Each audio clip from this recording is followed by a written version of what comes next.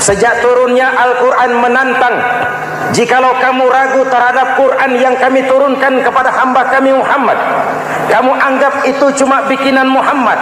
Kalau Muhammad bisa, kamu tentu bisa. Baik, bikin satu surah semacam Al-Quran. 14 abad yang lalu tantangan ini turun, dan sampai malam ini belum terjawabkan. Pak, barangkali tidak ada yang mau coba. Banyak. Antara lain Musailamah Al-Kazzab, dia mencoba membuat menandingi Al-Quran. Dia buat satu surah namanya surah Al-Fil. Bunyinya begini, bikinan Musailamah. Al-Fil, wa mal-fil, wa ma adraka mal-fil, lahu khurtumun tawil, wa lahu zail. Sudah berbentuk syair. Isinya apa? Al-fil, gajah. Wa mal-fil, apakah gajah itu? Wa ma adraka mal-fil, tahukah kamu apa itu gajah? Lahu khurtumun tawil, dia punya belalai panjang. Walahu zail, dan dia punya ekor. Gak usah turun ayat begituan, orang tahu.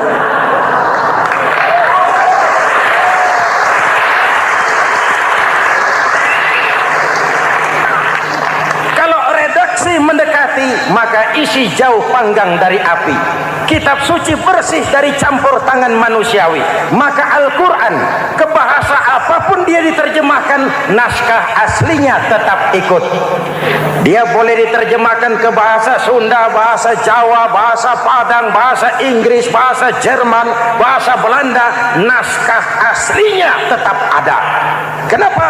Bahasa ke bahasa perbedaannya sering frontal. Kalau dari gelas menjadi gelas, eta mah caket. Dari lamp menjadi lampu, itu masih serumpun. Tapi cokot Sunda dengan cokot Jawa, itu jauh bedanya. Atos Sunda dengan atos Jawa, itu jauh. Ulama Sunda sama ulama Jawa nggak pernah akur kalimat atos ini.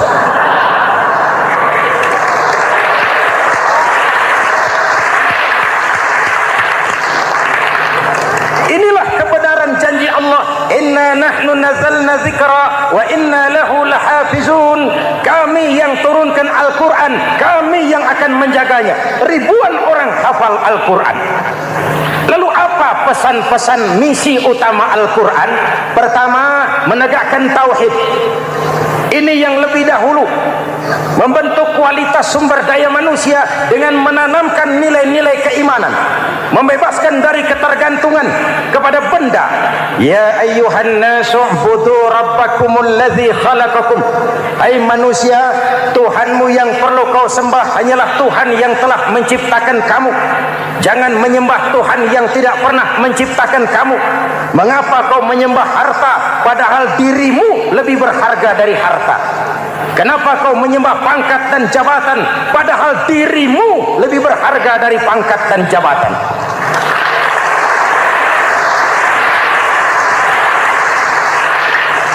Diajak rasio berpikir, Tuhanmu yang perlu kau sembah hanyalah Tuhan yang menciptakan kamu.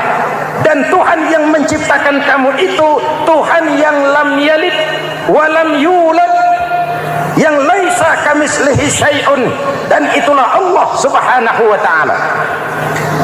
Ayo orang teh, ayeuna teh boleh pakai teh. Ayeuna teh, kita teh kalau kepada syirik jali, syirik yang terang-terangan, insya Allah tidak. Nyata-nyata menyembah berhala, tidak. Nyata-nyata menyembah pohon, tidak. Nyata-nyata berkeyakinan Tuhan lebih dari satu, tidak. Tapi kita sering terjebak pada syirik kecil, syirik khafi, syirik yang tersamar. Saya sejak pakai cincin ini, jangankan anak gadis, nenek-nenek ngelihat saya cincin. Jangankan anak gadis, nenek-nenek lihat saya lemes. Cincin. Ini saya sejak ada perkutut di rumah ini dagang lancar perkutut. Ini Ramadan bulan penempaan nilai-nilai keimanan. Misi utama Quran menegakkan tauhid, memerangi kemusyrikan, membebaskan manusia dari ketergantungan kepada benda. Dari situ kualitas sumber daya manusia dimulai. Saya sering ungkapkan selama ini sistem pendidikan kita cuma mengisi otak, bukan membentuk watak. Otak diisi segala macam ilmu, tapi hati kosong, agama rapuh, akhirnya moral rendah. Muncul manusia-manusia yang pintar, cuma sayang tidak benar. Indonesia kita bangkrut, Indonesia kita terpuruk, Indonesia kita sakit sekarang ini, kan ulahnya orang-orang yang pintar tapi tidak benar.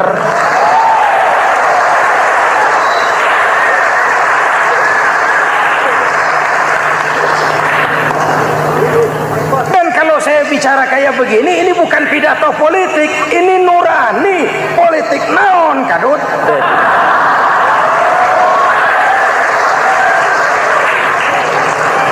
Ini nurani, ini tanggung jawab sebagai anak bangsa.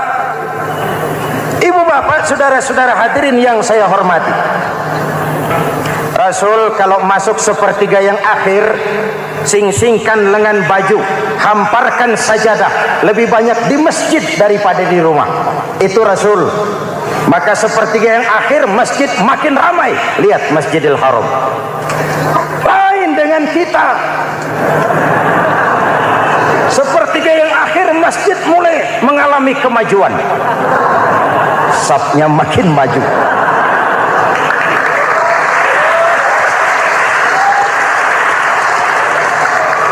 Pasar ramai, terminal beludak. Padahal sepertiga yang akhir itu puncak. Padahal di situ nilai tambah. Dan anggap ini Ramadan terakhir yang diberikan Allah kepada kita. Kenapa? Memang tidak ada jaminan tahun depan ketemu Ramadan lagi.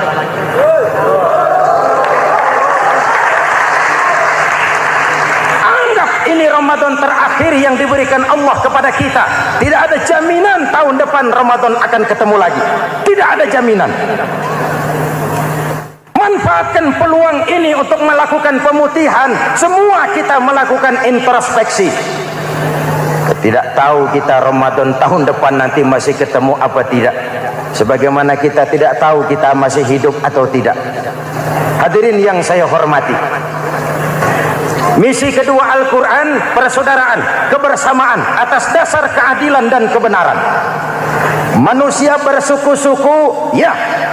Manusia berbangsa-bangsa, memang itu diakui oleh Al-Quran. Inna khalaqnakum min dzakari wa untha wa ja'alnakum syu'uban wa qabaila. Kami ciptakan kamu dari laki-laki dan perempuan. Kami jadikan kamu bersuku-suku dan berbangsa-bangsa. Apa tujuannya?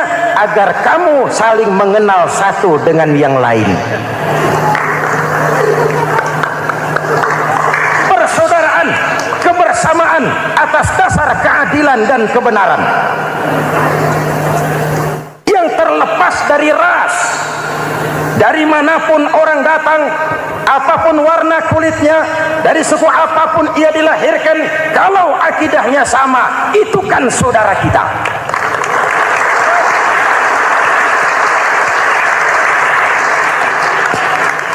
Seperti di masjid, kita tidak peduli dari mana kita datang.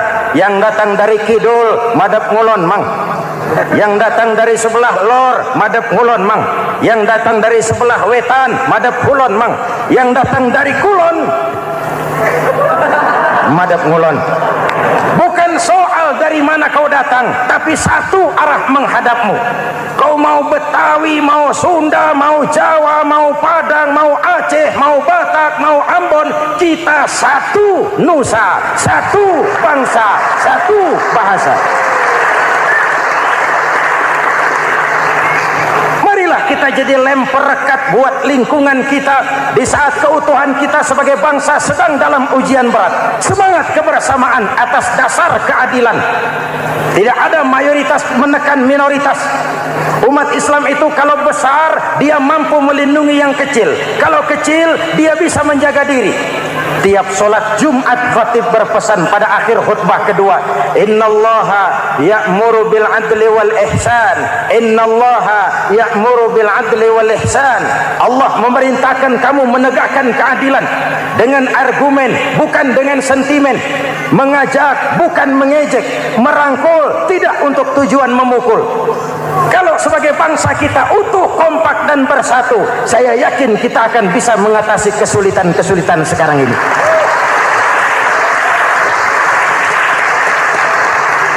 Kan kita prihatin kadang-kadang tawuran antar desa, antar RT, antar RW, antar kecamatan, sampai antar elit di atas. Makanya saya ulang lagi pesan ini, kalau elit di atas tawuran, jadilah penonton yang baik. Saudara-saudara kaum muslimin yang saya cintai, kita prihatin, kita seakan tercabut dari akar budaya kita sebagai bangsa. Kenapa kita yang berfalsafahkan Pancasila, kenapa kita yang berketuhanan yang Maha Esa tiba-tiba jadi beringas dan brutal?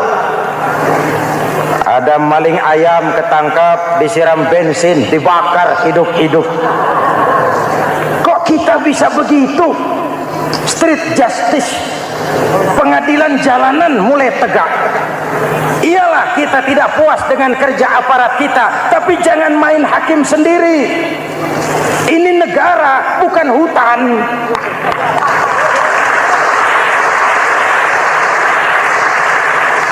Jangan mencegah kemunkaran dengan menegakkan kemunkaran baru. Oleh hal-hal yang sepele yang mestinya kita bisa mencari jalan keluar dengan baik. Ayo luruskan saf, rapatkan barisan, satukan langkah, tautkan hati. Kita satu umat yang satu, diikat oleh Al-Quran. Hanya dengan kebersamaan kita akan mampu menata hari esok yang lebih baik atas dasar keadilan dan kebenaran. Dulu teh Muhammad Toha teriak takbir ngadepi Belanda. Bung Tomo teriak takbir ngadepi Belanda. Ayeuna takbir ngadepi batur sadulur salembur. Nanaonan.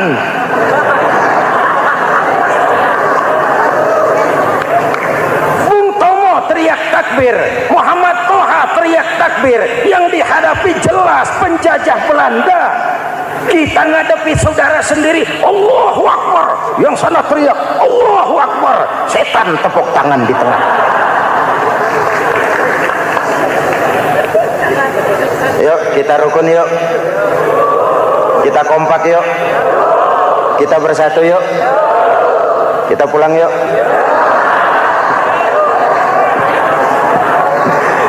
Ini misi kedua. Misi yang ketiga, Al-Quran membebaskan manusia dari gaya hidup sekuler.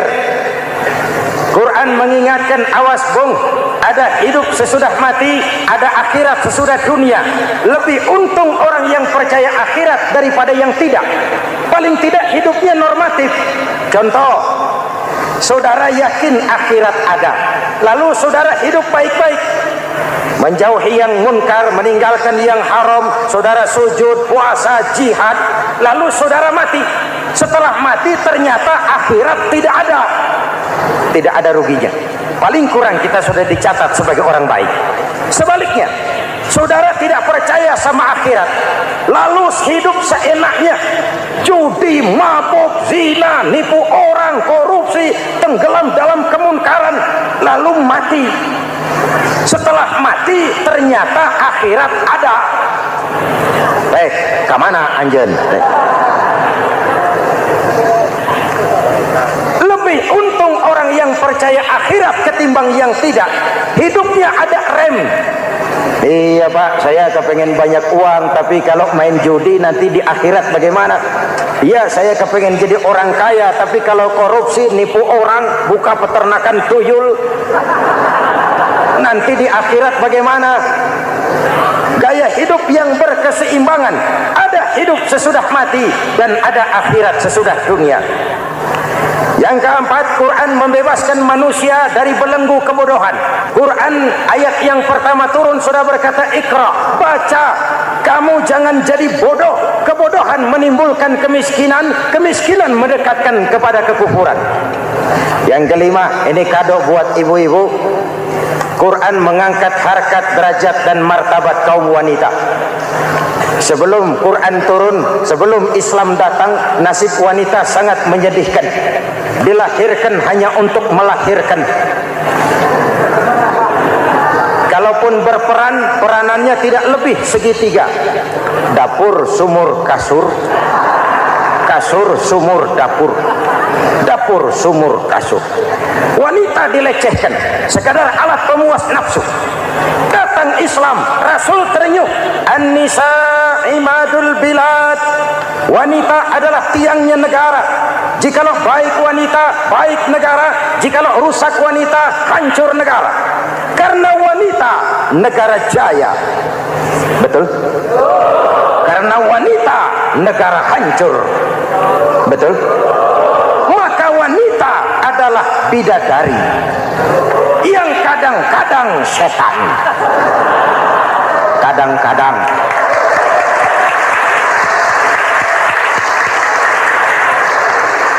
Ini yang hadir di sini bidadari semua. Ibu bapak, saudara-saudara hadirin yang saya hormati. Lalu bagaimana sikap kita terhadap Al-Quran? Quran sendiri menjelaskan, "Tsumma awrasnal kitaba allazina istafaina min ibadina." Kemudian kami wariskan kitab Al-Quran yang kami pilih buat hamba-hamba kami yang terpilih. Luar biasa.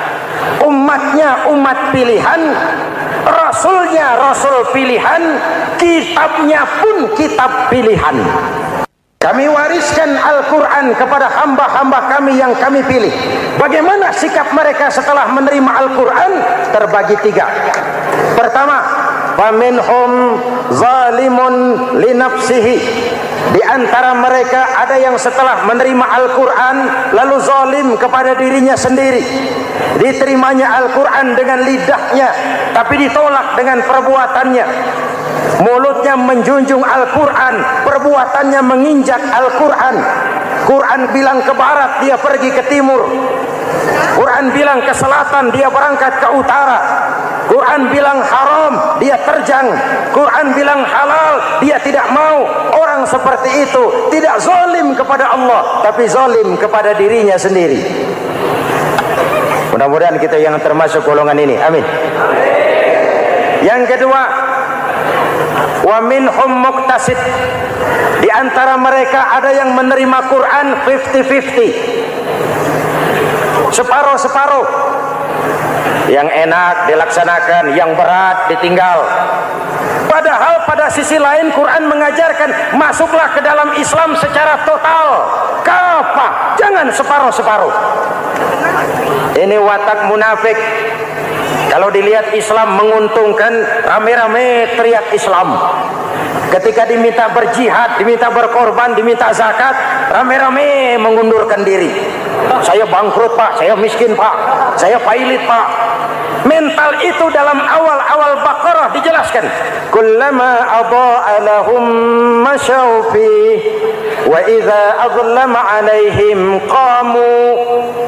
Kalau terang mereka berangkat, kalau gelap mereka mandek. Itu ciri orang munafik beragama. Kalau Islam menguntungkan, rame-rame teriak Islam. Ketika diminta berjihad, berkorban, berjuang, rame-rame mengundurkan diri. Muqtasid. Golongan yang ketiga, ini yang ideal. Wa minhum sabiqum bil khairati biiznillah.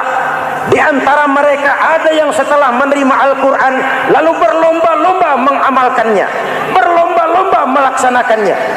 Jangan sampai yang baca Quran dengan suara merdu dapat piala, yang mengamalkan Quran dengan konsekuen dapat penjara.